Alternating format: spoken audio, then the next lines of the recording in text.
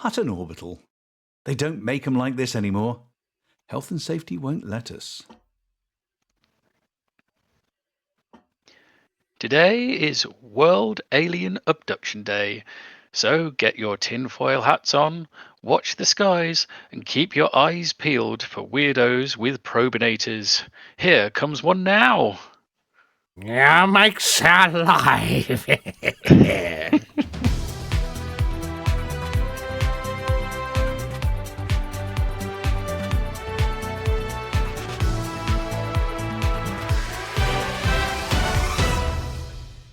Oh, good evening. I'm Rudolph Hucker, and I've not been abducted yet.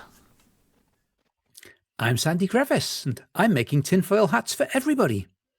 Oh, I thought that tinfoil was for baking potatoes. Ow, ow, ow, ow, ow. No wonder my hat is so hot. Take it off and don't burn your fingers. Right, I suppose if I can push all the buttons in the right order, we really ought to get on with the headlines before anyone else gets injured. From womb to airlock, the curious case of the colonisation conundrum. The Phantom Beacon burglar strikes again. No, you're not seeing double. That does say Hutton Orbital on it. Or it would do if I hadn't just shown completely the wrong image. Oops. Seamless. We issue a mega spreader alert.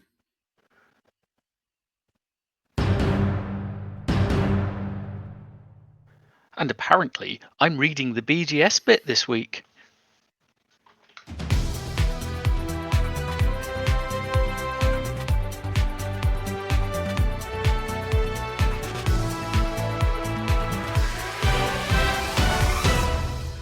With the Trailblazer initiative in full swing, and news stations popping up faster than a politician dodging tax declarations, a perplexing question has emerged from the bureaucratic bilgewater.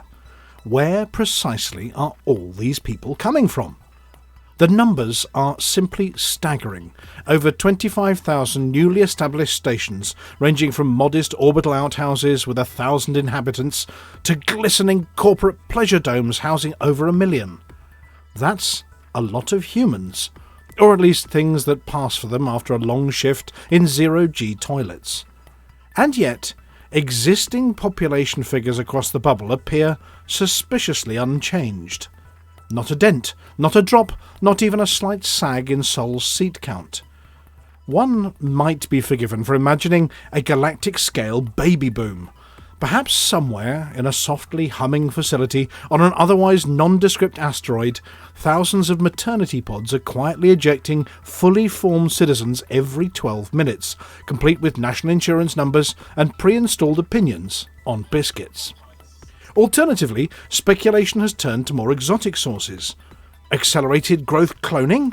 An army of man-babies rapidly aged via hormonal soup and sent to administrate orbital canteens before they've even teethed? Rumours persist of experimental Empire-funded clone-and-go vending machines. Insert DNA, receive system administrator. Yet another theory gaining traction in fringe academic circles suggests the figures may be fibbing entirely. What if, and hold your census tablets tightly, the population figures we see are simply counting station and settlement inhabitants, and entirely ignoring Earth-like worlds?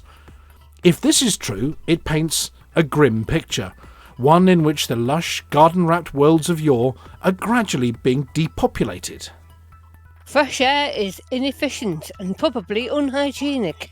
One supposed infrastructure planner allegedly said. There's nothing like real air that's been filtered by a station's recycling system. Are we witnessing a quiet exodus from paradise? Have the citizens of rolling hills and babbling brooks been quietly herded into orbiting metal boxes, assigned a bunk and given a complimentary algae shake in exchange for their sunsets? If so, it would explain the recent uptick in emotional instability among new station inhabitants. or at least it would if anyone ever conducted an emotional stability survey in a station canteen queue. In related news, the Alliance appears to be taking a more proactive approach, with Alliance pilots of all genders and none doing whatever it is Alliance pilots do, possibly involving feelings and artisanal cheese. There has been a push amongst the civil arm of the Admirals to encourage all pilots to ensure that they impregnate or are impregnated by at least one other person as soon as possible. For those without the right equipment or inclination to achieve such feats, they are offering large electrical strap-ons. I'll read that bit again. Large electrical strap-on portable belly-mounted gestation tanks. It's easy. Said one suspicious-sounding Alliance spokesperson. Just pick one up of those things and wear it like a backpack. But on the front, plug in the cable into your own system and hey presto, you're a walking, talking baby factory. When it was suggested that the generally accepted 9 months in the oven, 2 years of being adorable, 2 more years catching horrid colds, and then 14 years of someone attempting to stuff regimented curricula into your grey matter, with a side order of 4 years of being proper Mardy overlapping right towards the end there, might be a bit of a problem given the need for over 1 billion people a week, the spokesperson replied, You could try having twins, maybe. whether grown in vats, shuttled in secret, or lured away from fertile valleys by promises of unlimited protein paste, the galaxy's newest citizens are arriving in droves, and if the population data is to be believed, they're doing it without anyone, anywhere being missed. The implications are vast. The logistics are baffling. The housing arrangements are suspiciously well organised. And as one station janitor was overheard mumbling into his mop, Don't ask where they come from. Ask where they go. There are only 2 cubicles on each level and the plumbing's just not up to it. We're having to export all the bio-waste. further investigation is pending. Or at least it would be if anyone could find a demographer not currently assigned to a newly opened station in the middle of nowhere.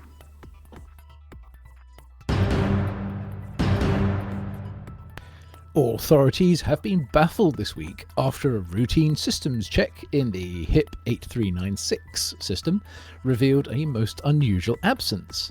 The system's Nav Beacon, a supposedly indestructible object made from what experts refer to as indestructium, or possibly a very stubborn type of space granite. It's vanished without so much as a polite note or a scorch mark. For the benefit of anyone who's recently emerged from a cryo coffin or has spent the last decade upside down in a Type 9 cargo bay, nav beacons are large oblate spheroid structures placed at strategic locations in star systems. Okay, not locations plural. The strategic location, right near the arrival point. Their function is threefold. Firstly, to scan incoming traffic. Secondly, to provide a scannable catalogue of the system for pilots too lazy to honk. And lastly, to exist.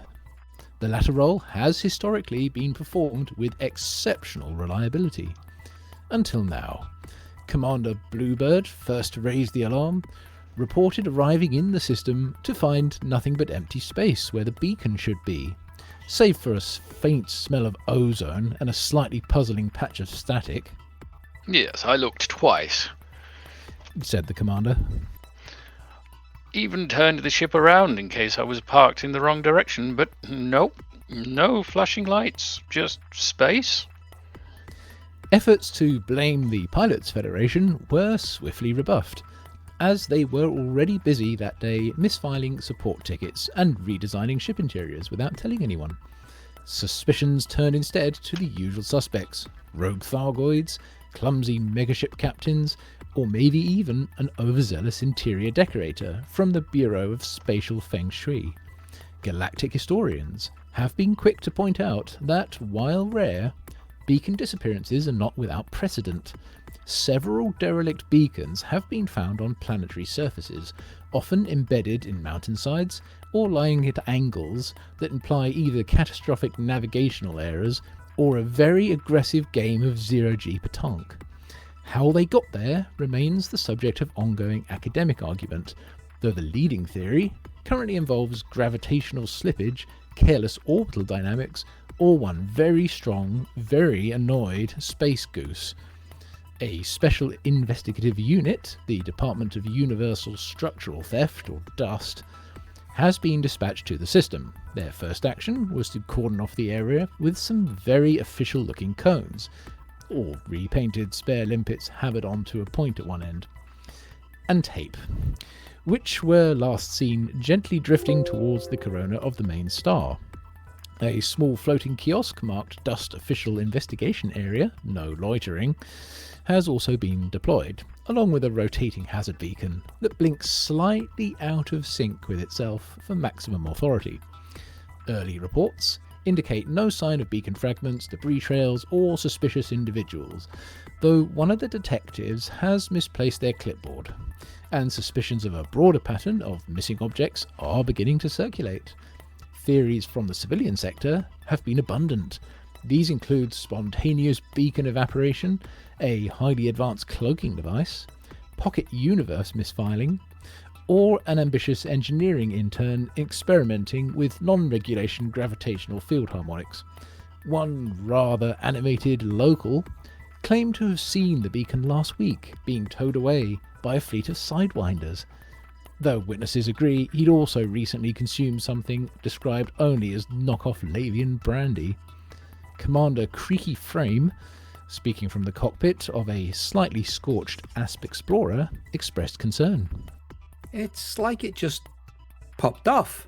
I mean, I've seen canopies do that, but beacons, never. Unless someone's selling them on the black market for scrap alloys and flashing bulbs. A brief statement from the Brewer Corporation was issued late yesterday, noting, "Brewer maintains the highest standards of beacon reliability. We are investigating this isolated incident with great urgency once we locate the relevant filing cabinet." However, not everyone is convinced by the official explanations.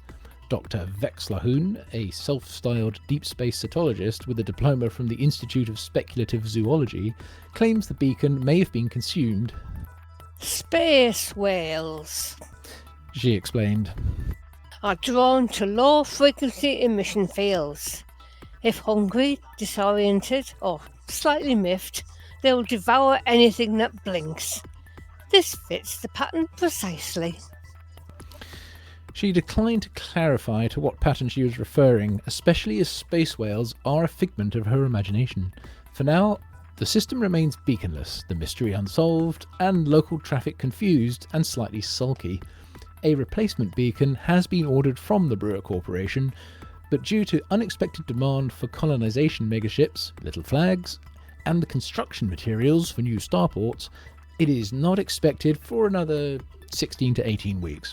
In the meantime, pilots are advised to bring their own discovery scanners, or failing that, a strong sense of direction and a large thermos filled with tea.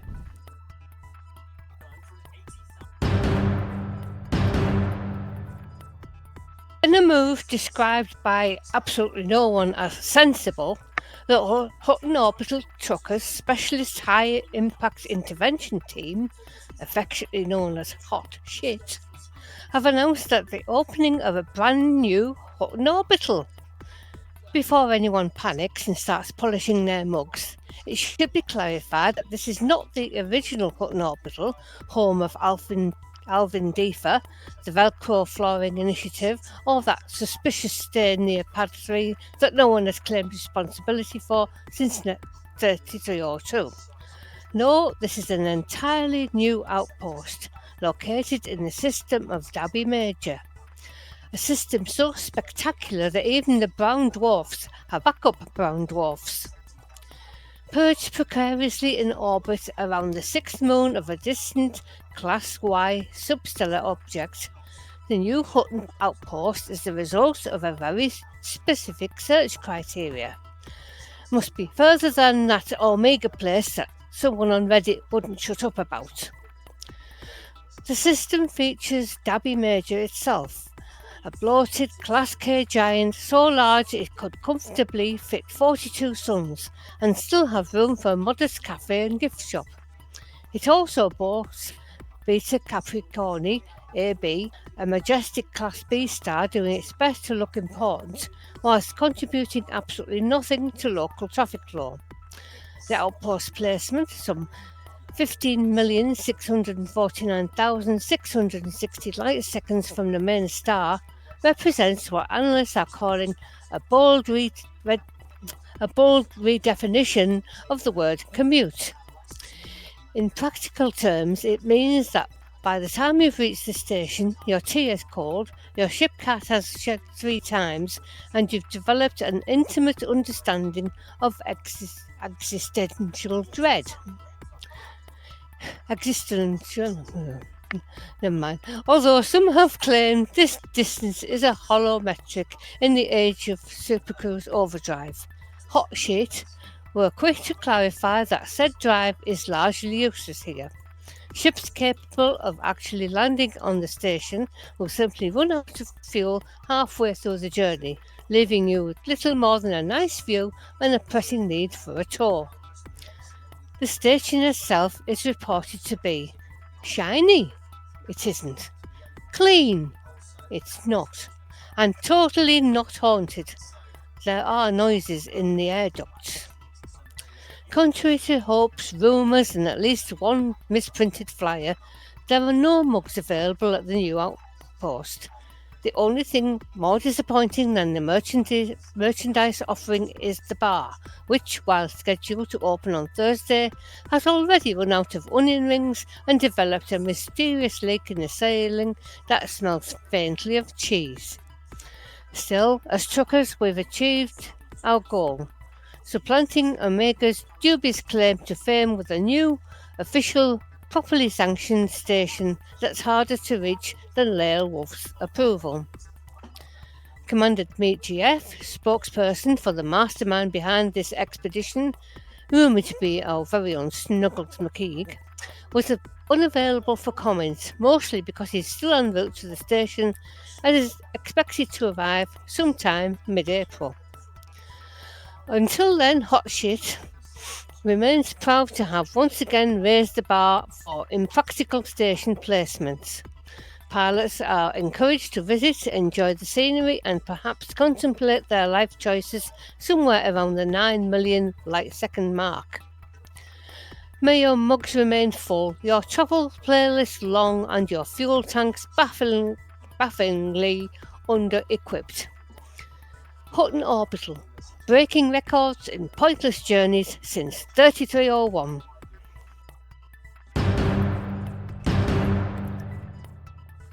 Reports from Hutton's administrative sub-basement, filed between bouts of quiet sobbing and coffee shortages, confirm that our humble cooperative is now active in no fewer than 217 star systems. Yes, the truckers are spreading faster than suspicious stains on the fabric of galactic society, and, according to one rather distressed medical form, wider than Van Tayen during his annual prostate exam. Of those 217 systems, 90 have been brought firmly under our control, and by firmly, we mean in that slightly too tight hug you get from somebody who definitely doesn't know their own strength, and probably smells faintly of onion head. Our holdings now include 158 stations, 337 settlements, and 52 installations, some of which are believed to serve an actual purpose, though nobody's quite sure what that is. These facilities are home to an estimated 4.5 billion people, all of whom have, through a combination of civic engagement, interstellar logistics and mild confusion, become part of the grand Hutton experiment. Inevitably, managing this galactic sprawl comes with a few hiccups. Our current political landscape resembles a tactical sausage fight in a gravity-free picnic hamper. 10 wars, including one sparked by an argument over docking etiquette and a misplaced sausage roll. 19 boom states, mostly driven by mug sales and suspiciously enthusiastic accountants. 6 lockdowns, 4 of which involve accidentally triggering emergency protocols by leaning on the wrong button. 4 elections, 3 candidates, 2 recounts and 1 goat. 1 terrorist attack, still under investigation, but early reports suggest weaponised yogurt. 2 civil unrests, both apparently started by vending machine outages, and one retreat. Dignified, strategic, and absolutely not because we lost a rock, paper, scissors contest with the local militia. To add to this tableau of administrative delight, there's now a pending famine.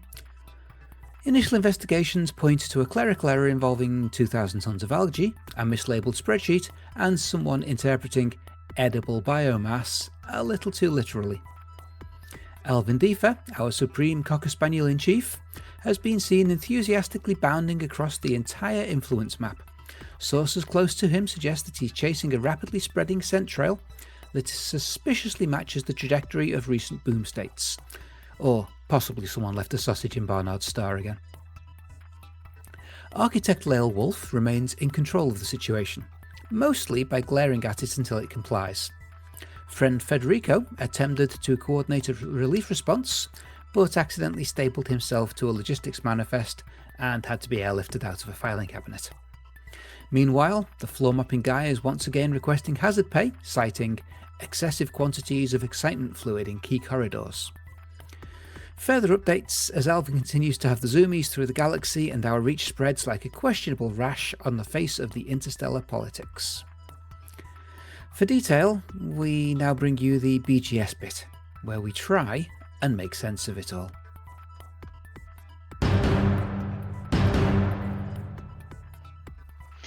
And now, apparently, it falls to me to bring you the latest Hutton influence, expansion, contraction, and generally flailing about in the galaxy, otherwise known as the BGS report. Ordinarily, this would be the domain of the apology officer, who would by now be furiously waving charts and mumbling darkly about percentages and shouting at spreadsheets for insubordination. But in a move no doubt prompted by either urgent diplomatic duties or an unfortunate incident involving custard in a Type 7 cargo hatch, the task has been left to me. So, I've been handed a note. It says, and I quote, "Just read it out. Don't try to understand it. If you hear the words election, expansion, or civil unrest, do not panic. They are mostly harmless. Probably." Well, welcome to the Hutton BGS, where we lower a big spider on a fishing line in front of the BGS staff just to see if they're paying attention. Well, it's official. We're in expansion again, which should come as a surprise to no one when you consider how many high-influence systems we are in. We are retreating from LHS 3531 through, though, or so, that it will balance things a bit. Booms are in... I regret taking this. Are in Nariness. Narences. Nancy! There we go! Narnia. I'm going to drive Valkyrius crazy with this. I think HIP 24877, Wolf 359, Midgecut 36 Ofuchi, and Ross 671. The great Barnard Star investment shows no sign of ending. Go make your money there. There is a war in Kokari with EDF, who have mistakenly wandered into our system. As you would expect, the colonies are an absolute bin fire, but there are opportunities there to extinguish bits of the fire or stoke other bits. Go on, enjoy yourself. But what does it all mean? Well, if you want to truck it, then truck it in Barnard Star or one of the boom systems to maximize profit. Same goes with mission running. If you want to shoot it, then get yourself over to Kokari and shoot at the EDF. You should be able to track them by their smell alone. And that's it for this week's BGS bit.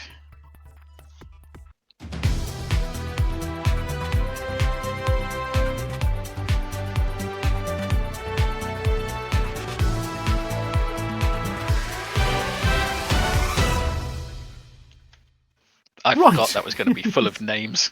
Yes, that was a little bit cruel of us to give you that one. Yeah, possibly. oh well, as they say, or maybe the apology officer does. Well, you may have noticed that we're missing a few this evening. Yes, Amelia and Sandrine are celebrating.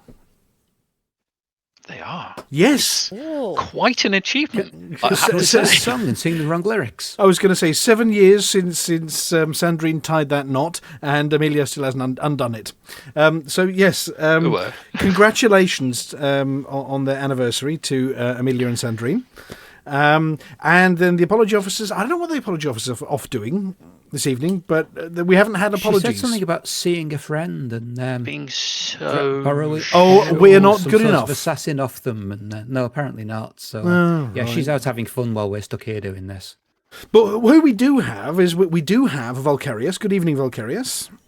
Good evening, Hutton Orbital. Do you have some space facts for us in a bit? Absolutely, yeah. Oh, fantastic! It's a surprise because The- you're ad-libbing the whole space thing. the space fact run sheet is indeed ready. Fantastic. And we have Commander Flossy, who may or may not be talking about megaship deployments. Maybe, possibly, later. Have we got them? Where are they? That kind of thing. Yeah. Yes. We've got Commander Lithobreaker. Hello. Have you claimed a system yet, Litho? I haven't been in game since. I've been a little busy with that real life thing, unfortunately. Oh, dear. And we have Little Grey, who are doing our best to trip up. Yeah, as standard. Words. As Words is- are difficult. Yes, I'm sure there will be a word of the week later. Oh, yes. But now, you see, with the absence of the apology officer, we did originally intend that Mr. Dustee would join in, but his vocal circuits are broken. But the little dot matrix printer attached to his back did go off and tippy-tappy something out, which was an ode to one of the news articles. Now, just in case you think we make all of this up, we don't. This is all real news, but the HIP 8396 sector is one of a number where the Nav Beacon's actually gone missing. Apparently, originally it was a Nav Beacon, and then it was a compromised Nav Beacon, and now it's no Nav Beacon. So yes, Commander Bluebird was the first one to report this over on the Galactic forums, and it's gone. It's just not there. So when you jump into the system, you have to use your honk to find things, because you can't go and scan the Nav Beacon. Not that anybody ever discovers what's in the system by scanning the Nav Beacon. That's SO 3301. Is it not, Flossy? Yeah. Yes. Anyway, so Mr. Dustee's ticker tape thing went off, and somehow he seems to have been stuck on Ouija setting, or Scottish setting, and he wrote a little poem all about, yes, the missing beacon, which I think I've given you a copy of there, haven't I, Flossy, possibly? Oh, yes, you have, yes. I have, right, okay. I don't know how your best Scottish is. I've tried reading it, and I pulled a muscle on my vocal cords, and yeah, my tongue hurts a bit now. So, do you want to give it a go? Yeah, okay then. Oh, was me, yon light is gone, that blanket bright by hip saying sun. Near me it spins with stately grace, it's gleaming but the place. Your beacon bore with flashing face, your guided ships from for time and space. Near honking scan, near cartographic cheer, just empty void and static drear. I mind the days when thou did shine, with pulsing glint and orbit fine. A spheroid bold in starry sea, now lost to dark infinity. Did Zaggy's claw thee for thy post, or Brewer's clerk misplace thee most? Did Sardy scamps with rusted grip haul thee away for scrap and chip? Some say a whale with hunger deep did swallow thee in stellar sleep, but such tales bring scant relief. They soothe near heart that weeps with grief. Och, beacon dear, return again. Restore thy flash to hip's domain. For navless skies are there to bear, and charts with gaps are foul and fair. Till then we watch and peer and guess with scanners rude and now distress, and raise a dram in solemn toast to yon wee bar that we miss most. Woohoo! And all that to say a Nav Beacon's gone missing. Yes. Yeah. Yes, but to say it with such style. Yeah, I mean, obviously, if there are any of the words anybody didn't understand, do ask. I mean, Mr. most of Dustee's. them. Oh, he's just printing out. He's just printing out a translation into English. Okay. English or So English? you're saying this has been mistranslated to and from Scottish? Yes, this has been mistranslated to and from Scottish. So here we go. I'm just printing out on your little tablets in front of you. Here is the translated version. Would anybody like to try the translated version of this one, Mr. Dustee? Go on, I'll give that one a go. Go on then. So the first line. Are we going to do? We won't do them back to back, but go on then. Oh, woe, oh no, woe is me. The flashy spinny thing's buggered off. You know, the one that used to blink like it had had too much Centauri megagin right next to Hip's sun? Yes, that one, gone, vermoosed.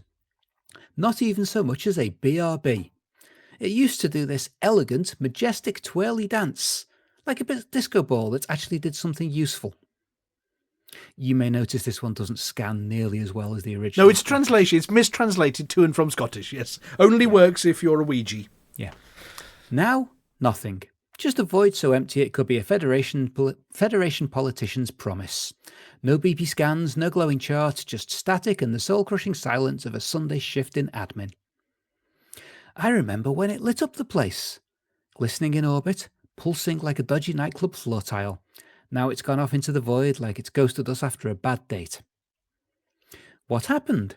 Did a Thargoid nick it for scrap? Did Brewers lose it down the back of the filing cabinet marked miscellaneous orbs? Did some dodgy sidewinder with a dodgier cargo hold sneak off with it to trade it for 3 mugs and a bent spoon? Some folk reckon a space whale ate it. Apparently got peckish, mistook it for a cosmic gobstopper. But frankly, that explanation is about as comforting as a wet toilet seat in 0G.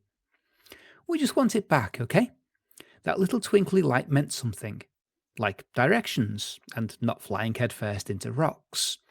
Now every chart's got a hole in it the size of Alvin's chew toy, and that's just rude. Until it returns, we'll be stuck here, poking scanners, making educated guesses, and drinking heavily in its memory. So raise a glass to the shiny wee ball that's buggered off, leaving us with nothing but static and a mild navigational identity crisis. There you go. Not bad for a mistranslation by Mr. Dustee to and from, accented Scottish. Not bad at all. No. Anyway, now I was also there was a question from the floor just before we went on air from Valkyrius, I think. Do you mean Taran 4295 asking, is that the planet Hanky goes? That's that when it's time for another clone? No, not that one. No, it was the question about a certain word in your article. Oh right, it was, what was that silly French game that apparently, well, they were Pétanque. Apparently they were playing it with nav beacons, and apparently they throw them into planets. So I think they're playing Pétanque with rather large spheroids. Right, okay, because I think we did at one point try and ask, what on earth Pétanque was. I could try asking Mr. Dustee for you. I'm just tinkering around because we've got a fairly thin show this evening because I didn't write enough. I suppose we can ask Mr. Dustee.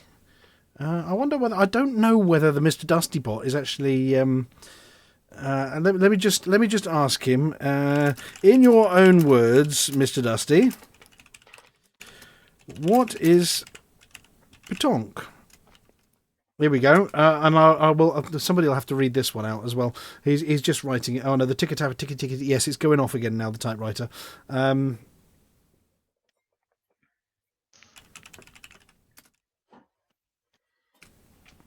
Oh no, he's gone off on one. Right, well, while he's doing that, was there a Frontier Live? Oh, we must be getting towards the end of the month, or the bi-month, or the tri-month, or whatever it is they do these things. Nearly, but not quite. One more Nearly, week. but not quite. Soon. Here we go. Mr. Dustee says, what is Petonk? Apparently it's a game devised by people who clearly thought, you know what this afternoon needs? Some underhand lobbery. Rules are simple. You gather a group of suspiciously well-fed individuals, all clutching glasses of wine, who proceed to hurl heavy metal balls at a small wooden one, which, for reasons no one quite remembers, is called a jack. Well, no, because I think it was called something else in the previous explanation. Wasn't it a piglet? I think it's called. Yeah, that's the one. Despite looking nothing like one and responding poorly to a game of fetch. The goal is to get your balls closer than anyone else's. Okay, apparently. And then have a fight over the tape measure on a bit of dusty gravel while wearing sandals, eating olives and tutting at the breeze. I think that's Petonk, isn't it? Pretty much. Yeah. Orange Spark would like to know who doesn't know that already. Anyway, there wasn't a Frontier announcement, a Pilots Federation announcement, but there was an update, I think, earlier in the week. There was. Yeah. Well, I had to download that something. we track week by week. Oh, that sort of update. Yes. Yeah, certainly trying to jump a fleet carrier has become a little bit more bearable now. Oh, 15 minutes, my goodness. I was doing testing on something to do with fleet carriers, and I thought, oh no, I'm just going to have to do it and then wait for 15, and yeah. Did anybody have... The supply of flags has also been refreshed. So The supply of flags has been refreshed, so colonisation... I've actually put a link... here we go. A link into the script there of what they added. So... they've put a temporary system in place relating to system claim unsuccessful errors. That if you fail a claim, the system is then marked as invalid and no further attempts will be permitted. Which is like stick your flag in the ground and it's really hard. If the flag doesn't go in, then you're kicked out of the system and you can't play anymore. It's like going home with your football when you lose the football match. Yes. that sounds like the first. Knowing Frontier a little bit, that sounds like the first part of the second part, which is then to say, okay, now we see what went wrong. Here's your system back. Yes, well, no, it does say, as they're resolved, the affected systems will be removed from the invalid list and then once again be claimable. So there'll be a bit of a gold rush. Okay, yeah. Because the problem before was people claiming a system, that arbitrarily stopping, and then somebody else claiming the system. So. Yes. Then there was a thing to do with your ship system logs. There's much more data that comes across. Including some handy flags too. Well, the one we reported on 2 weeks ago about your NPC crew actually having to sign the register when they board the ship, and a big lamp that says Supercruise Overcharge is on, and another one for Supercruise Assist. I mean, obviously Supercruise Overcharge, it gets a bit hot and you're going whee really quickly. So it was pretty obvious in the first place. And apparently there's a new special lights on flag when you turn your flashlight on when you're walking around on foot, which wasn't. It was in your ship and your SRV, but it wasn't when you were on foot. Aside from the fact that things got brighter. And then we'll talk about this in a minute. Apparently the new megaships from the recent community goal will be deployed with the update. We're going to go over to Flossy in a bit to ask about that one, if Flossy's ready with it. There were some bugs. They've slayed some bugs, not Thargoid flavoured Valkyrius. Do not get the weapons out. It's fine. And some server-side improvements to do with renaming things. And, you can now rename planetary ports, which you couldn't do before. And I'm just having a look. Significantly improved capacity for server-client information transfer relating to player-colonized system. To prevent instances of temporarily deactivating the colonization contact. Okay, fine. So the colonization contacts are being more reliable, I think. But... yeah, I think other than that, it's carrier jump times, isn't it, that are better? I don't have a carrier, so I can't tell you. You could climb on board my carrier if you wanted, and then I'll jump it somewhere. And when did you jump it? Yeah. Certainly the queue seems not to be much of a problem. And last I remember, the jump time was under an hour. So 15 minutes this morning. Yeah. We have had reports of certain newly created stations opening fire on their own architects. King Hankey, we are looking at you on this one. Apparently, King Hankey has come under fire by his own space station in recent hours. Mainly because when he built it, he handed it accidentally to somebody else, and he's trying to get it back. So he did bad things to them, and then, of course, they decided they were going to shoot him in the only station in the system. So he's now a little bit perturbed about how he can get his station back, given they won't let him land or fly near it. So, we will have updates on that one when we hear from King Hankey at some point. Other than that, we had Hutton 2. Yeah, and wasn't there a bit of a challenge set out for the truckers? Wasn't there somebody made a port called Omega, I think? Yes, and they said, we've got the best one. No, yeah, all over Reddit. They went on their boasting spree. Yeah, I was just going to read Hutton Omega new system. Let's have a look. Okay, apparently Hutton Orbital has been dethroned by the furthest station in the bubble. They built something with noob hammers. They've completely missed the point. They apparently also built a bar and a medical facility over in the system and went, no. We're better than you. So Snuggles McKeague wasn't having any of that and picked up the Dabby. Is it Dabby Major? Wasn't it? Something system? like that, yeah. Yeah. The Dabby Major system, which happens to have a 0.51 distance, not a 0.22 like ours. So it's 2.5 times approximately further than Hutton is. Yeah, whereas I think Omega was something like 1.5 times. I can't remember the number exactly, but certainly. I haven't seen. Did he just name it Hutton Orbital? And they just named it Hutton Orbital, and they made only an orbital because it's only right, not a big space station, because building a big space station is completely against the point of it all. And actually they discovered that they hopped in a ship to get there and fired up the Supercruise Overdrive and promptly ran out of fuel. You can't actually get there using Supercruise Overdrive the entire way because there is no medium pad compatible ship or small one that has enough fuel tanks to get you there quickly. So you've got to fly. Even if you didn't take anything with you. Even if you don't take anything with you. A Mandalay, a Cobra Mark V, you can't get there. You have to do it the old way. Yeah, the Type 8 would probably be the least bad, at least for a medium. Insofar as it has a Class 7 yes, it's still bad. So you could take it on. Yeah. You still can't do it. And obviously, if you take anything big enough, then you can't dock at the other end. So they decided to try and take a taxi, and it takes 2 hours and 45 minutes in an Apex taxi. Yeah, and Apex aren't bad. So I remember when Apex were first set up shop.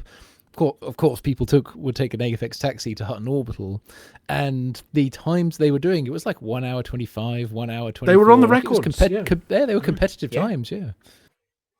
But there you go. I'm just putting an image up on screen of the. Here we go. Just as proof. There we go. Construction sites. Hutton Orbital 0.51 light years. Now, the system Dabby Major is, I think, also known as Beta Capricorni. I think. Interesting. Unlike Proxima Centauri, you can see it with binoculars as a binary pair. So you can see 2 of the 5 stars in the system with binoculars. So unlike Hutton Orbital, you can actually see it. And they were discovered, 2 of the other nearby stars were discovered by John Herschel, by Beta Capricorni D and E, but they're not sure whether they're optical doubles. But anyway, but we've checked it out, and there's lots of stars in the system, one of which is miles away. But next door to Dabby Major is another star. Do you know what that one might be called? I'm looking at it right now on the galaxy map, but it's called Dabby Minor. Dabby Minor. And funnily enough, do you know what we did? We got that one too. We got that one too. And do you know why we got that one? Is it because it's Because it's even different further? It looks, just looking at the galaxy map, it seems to be because it's full of black holes. It's got 3 black holes. 1, 2, 3 T-Tauri, 4, 5, 6 T-Tauri stars, 7, 8, 9, 10 T-Tauri stars, and 3 black holes. Wow. Just looking at this path, so have all those systems on the way there? Is that what the truckers have been doing all week? Well, that's no half. We've got 2 missions. One, which is the Hutton Bridge project, which is out west, and then this one as well. So we've got systems in both directions. Yeah, I'm just looking at it now. That's not even a spindly little route out from the bubble either. That's got girth. Like that's you've got some system density going on there. Yeah, we do. So yes, so the next mission, we're going to be checking in with Snuggles McKeague at some point, is that we need to build an orbital station. Now we're saying deliberately an orbital station because you can look out the windows around one of the black holes, so that you can look out of the bar window. And you can ask why that robot to your left is red and called Maximilian. And some dodgy guy with a beard is trying to take over the galaxy. Disney. No, copyright Disney on that one. So yes, we are trying to build Disney's black hole, but real. Which would be quite cool. But these new ones are only 245,000 light seconds away from the jump-in point, of course. Which is a mere blip. Comparatively. So yes, so we've got 2 very interesting systems and the Hutton Bridge project, which heads west. More news on that possibly next week. Okay, Litho. Yes. Is it time for the space news? I think it probably is. Because we've got an important question. I'm not sure I've got any have. pictures yet, but I've lost the button. Where's the button? No, I can't find the button. It's on your Steam Deck. Oh, it's on that one. I know it is, but I've relabeled things. It could be this one. Hang on. That was foolish.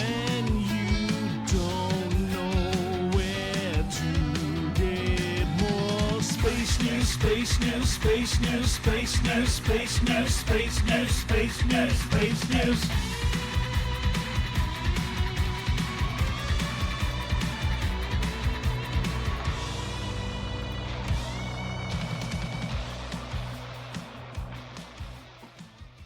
So go on then. I've got to ask the They're question. home.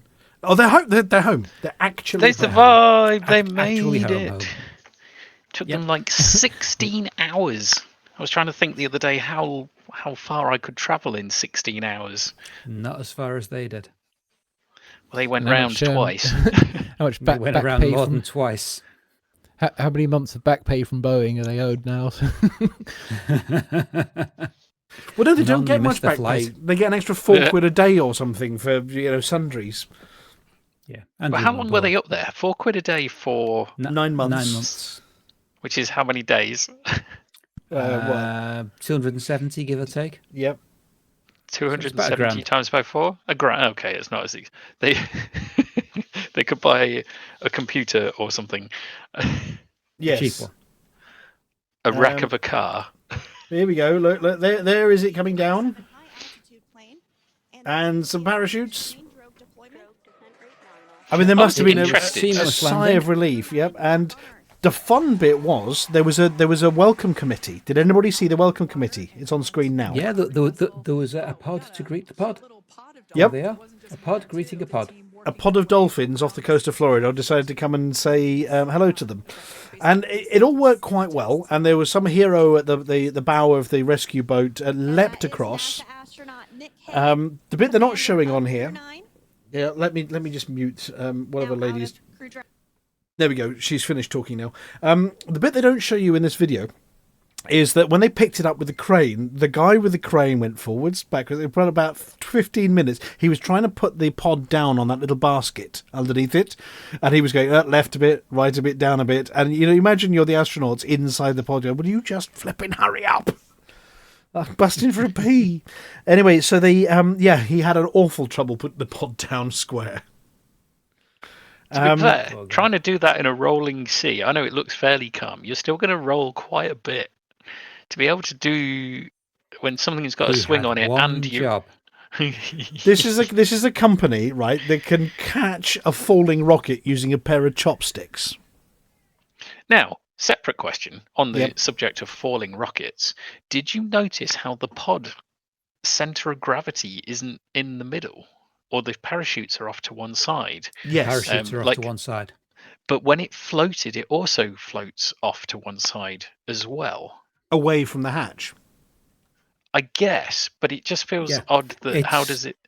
It's designed to minimise the chance of it staying stable upside down. Yes. So if it would, so it's to make sure it stays that way up. They rather had a than- problem with the Apollo capsules that they had two stable positions when floating in water, called stable 1 and stable 2. And stable 1 was the right way up, and stable 2 was a little bit inverted. Yes. Which is fine so long as someone doesn't accidentally blow the hatches off. Well, yeah, and no, and picking it up by its they- bottom is difficult. Believe it or not, Apollo command modules are not waterproof. They're airtight in space with positive pressure of an atmosphere on the inside. They're not watertight in water with negative pressure on the inside. They leak. It's like aeroplane windows that open inwards, and that confuses everybody because actually it's the Basically, pressure yeah. pushing it A outward. lot of the pressure relief valves and the systems that were meant to manage atmospheric pressure comparisons as it came back to Earth basically it was only a trickle, but they let water in if they were upside down. Yep. Anyway, they look very happy to be back. Now, there was no anybody who's worried about them getting straight onto stretchers and things. It's not because anybody was injured. It's because after their 8-day stretch turned into 9 months, bone density's messed up, and your inner ear's all messed up, and your vision's all And they messed needed up. a good lie down. Yeah, but basically, if you stand up, you're very likely to fall over and go bump very quickly because you're not used to being on a planet in gravity. So everything's a bit Which is weird. So they Arguably put, one of the biggest challenges Musk's going to have with his proposed plan of going to Mars in the next. oh, will 8 he years, was hurry it, up? or something? Can he just hurry up and go? Okay, just don't. You don't need to announce your departure, Mr. Musk. Just go, will you? You know, bye. Send us a picture. You know, yeah. So they got back safely, which is fantastic, and I'm sure they got great stories to tell. Astonishing. There were some people commenting on things, commenting on, is it Sunny? After landing, is, oh my goodness, it must have been really hard on her. Look how grey she's gone. I don't know. I'm pretty sure she was that grey to start with, except you can't really use hair dye in space. Mm-hmm. Yeah. Yes, if she wasn't grey when she went up, she definitely was really, yeah. Well, she did describe it as being up there in the space station as being actually in her happy place. So I don't think anybody was particularly upset about spending more time in space. I think the worst thing about going to space is coming home again and thinking, oh, I'm probably never going to do that again, which obviously Tim Peake had as well. Do you miss it? And the answer is probably yes. Imagine having been up there and seen all of that and then realise you can't go back and do it again. Ugh. Do you Right, reckon they won't be allowed to do it again, or do you reckon there's a chance that they might? Now that they've got the experience of it, there's no one better placed. Well, Sonny's actually been before many times, including on 4 or 5 different vessels up into space now. She's one of the most versatilely flown astronauts that America has. Yeah, I was just trying to work out. I mean, she was the first woman to fly on a flight test of an orbital spacecraft during the Boeing crew flight test. But going backwards, I mean, she had a military career, naval aviator in 1989. She did Sea Night helicopter training, helicopter combat support squadron 8 as well. Overseas deployments in Mediterranean, Red Sea, Persian Gulf for Operation Desert Shield. She did relief for Hurricane Andrew as well, when that 1992, I think that was. Yes, she's flown the UH-60, OH-6 and OH-58 planes. A career in NASA, here we go. She went on board the Space Shuttle Discovery up there, Expedition 14 crew. And then what else? I'm just trying to see what else she's done. She's done a marathon in space in 2007. Entered actually a marathon, ran a marathon in space. Flew in the Soyuz spacecraft to get up there. Has flown in the Boeing spacecraft to get up there, and now has come home in the SpaceX spacecraft. Basically one of the most broadly skilled and experienced astronauts there is. So she's going to retire, is what you're telling me. Well, I there. don't know. She's also taken command of the ISS twice as well. Yeah. And done 9 spacewalks, totaling 62 hours and 6 minutes. Is that actually a record now for total hours and spacewalks? I know it's... No, it's a female record. Record for a woman. Yeah, female record. And it's the 4th highest of anybody. Mm-hmm. And when you think that the vast majority of the astronauts are males, that's pretty well up there. Yeah, but basically a one-woman legend. I mean, you can't achieve much more than, you know what I mean, short of go and do it again a few more times. I mean, this is one of the most experienced, and we're talking long service experience as well. You know, space pilots, commanders. You know what I mean, ISS captains that there is. Yeah, and she's got a Jack Russell Terrier, so she's a dog person, which makes her all right in our book. Better and better. Yes. So yeah, welcome back, and I'm sure they'll be doing sort of a series of talks and whatever else. But really, really good news. Yeah. Especially for the doggo. Yeah. Right. Second article this evening. I don't know who put this one in, but they can talk about it because I know nothing about it. Oh no, it's a fascinating subject. This is Einstein might be wrong. Is it that one? It is. Hang and on I a second. suspect Vicarious will tell me more than I could possibly even comprehend.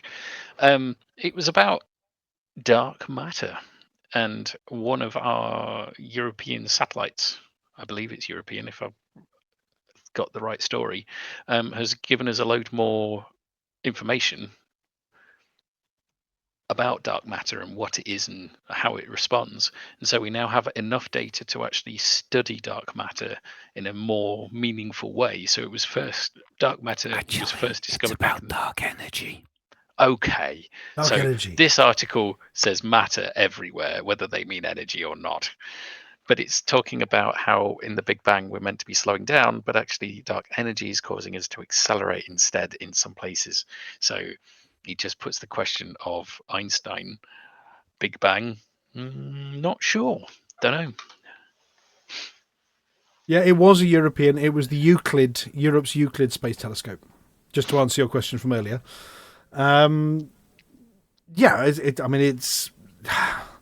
It sounds really big. And why do we need to know? Well, we need to know because we're trying to work out how everything works. I mean, do you have any further information, Vicarious, on dark energy and the Big Bang and why this is important? Not as all it is. It's just some people thought of a physical model of the universe, and it's a thing that has to exist for it to work, and that's about it. So is it basically hand wavium at the moment? You know, we think that there's something there, but we don't know what it is, so we're going to call it dark energy. Pretty much. So astronomers should not be allowed to name things. Yeah, so theoretical quantum physics does have its achievements, of which I will actually be covering later. But making stuff up just to say, well, here's our model and it kind of works, except it also predicts the existence of stuff that we can't see. So it's probably that's that. It's that level of poppycock, basically. Right. I've actually at the end of this, I've actually got a question for you. An observation from our previous bits and bobs. Right, the third one, Flossy.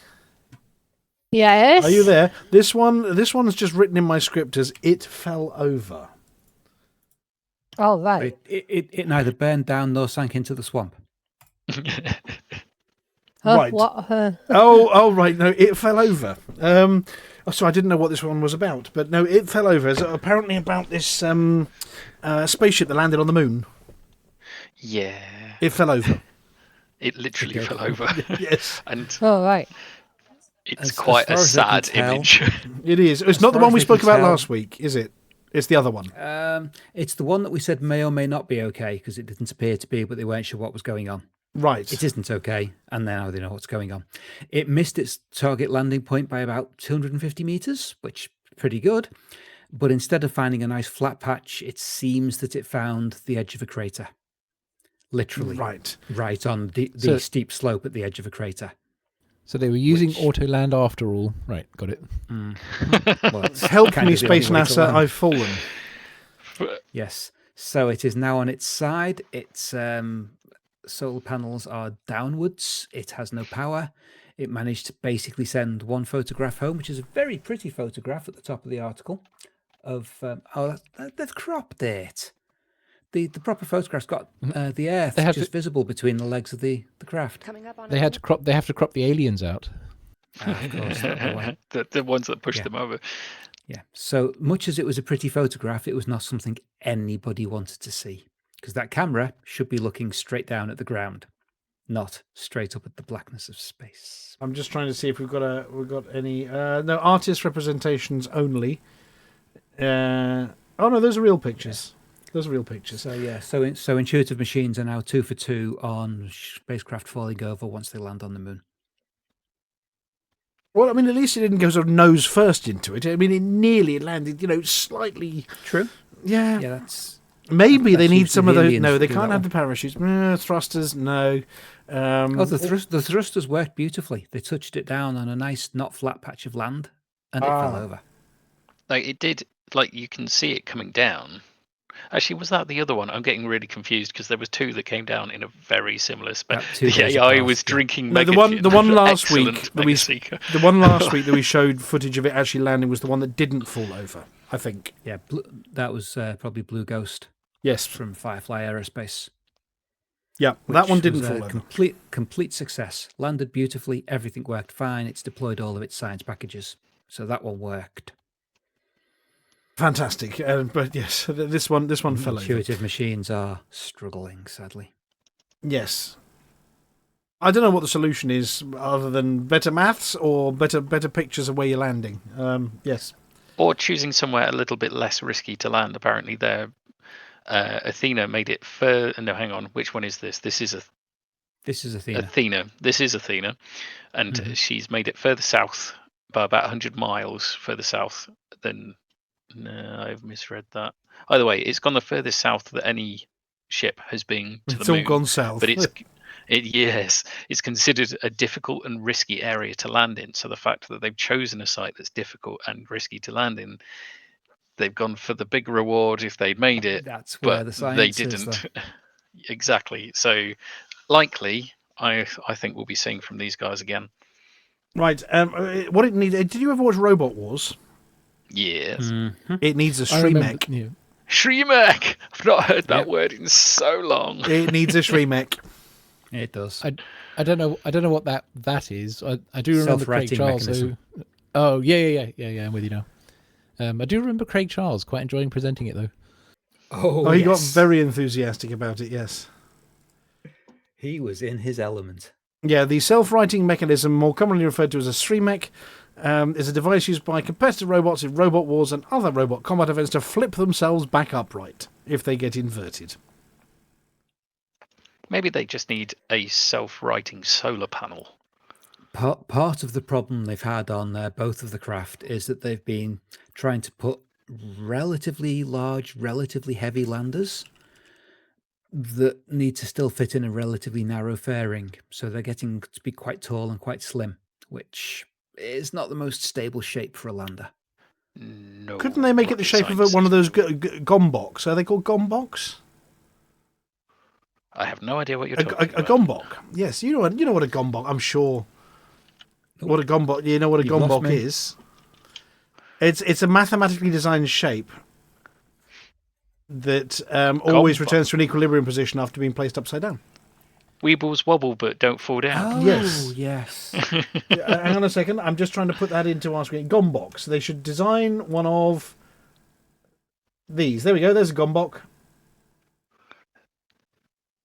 It has one stable and one unstable point of equilibrium when resting on a flat surface. Flat surface. There's the problem. So it still would have rolled down into the crater. But at the bottom of the crater, when it got to a relatively flat bit... Yep. I do also wonder whether there's means for, like, yes, you're right. It's got to be in a long, cylindrical, whatever tube to be able to get into space. Could you land sideways? I suppose no, because you're actually having a narrow, long shape. You use that as part of your rocket science to keep it balanced to bring it into land. If you try and land it on its side, that's a lot more difficult. Well, you could absolutely mount it sideways, but getting the centre of mass lined up with the centre of thrust of the booster gets to be a non-trivial exercise. Non-trivial. I love that phrase. Yes. Right. Can you buy those? I want one of those. Yes, you can. There is a company that sells them. Hang on a second. I'm pretty sure 3D print you one, probably. No, there is a company that sells them. There is a Gombok web shop, and the first paragraph says, "Why is the Gombok so expensive?" Apparently, you can buy them on Amazon. A Gombok of 10 centimetre diameter has tolerances far less than 0.1 millimetres, which is a formidable challenge to even state-of-the-art precision technologies. They do have some fairly cheap ones on Amazon, starting at just 70 quid. Yes, starting at 70 quid, yes. Yeah, the better-looking ones, the metal ones, for example, are in the £400 to £700 range. Yes, €360 for a polished aluminium one. Well, there we go. So if you do have a spare from Etsy, yes, a spare €360, then you can get one that is 90 by 80 by 100 millimeters in dimension. They do a plexiglass one, which looks like it's really cool to look through because everything's distorted. That's 377 quid on Amazon. I don't need any of these things. Plus a £5 for delivery. Right. The other one, I had a question for any of the sort of astrophysicist leaning people in chat or you guys. Now, around our solar system is the Oort cloud, yes? Yes. Yep. And the Oort cloud stretches how far? You know, where would you say it was in terms of distance? It stretches from a long way out to a very, very, very, very long way out. Well, go on, put a number on it. From a several thousand AU at its closest, out to approximately halfway to Proxima. So, okay, so let's say 3.2 light years is the estimated outer edge of the Oort cloud. Yeah. Now, the Oort cloud we don't think is unique to us. Mm-hmm. So there is a possibility that the Alpha Centauri, Proxima Centauri binary/trinary system has its own Oort cloud. Yes. Almost certainly. That's why I said approximately halfway to Proxima. Which because would be approximately... Yeah, now the Alpha Centauri is a star compared to our star. What a size difference. I'm trying to think. They are smaller, so sphere of influence. Okay, but there is a distinct possibility that our Oort cloud and their Oort cloud overlap. Is then? Oh yes, almost certainly. You see, you know what I mean. You see, sort of vaguely how I'm. You know what I mean.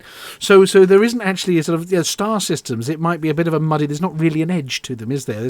They might overlap and make friends with each other's Oort clouds. Absolutely.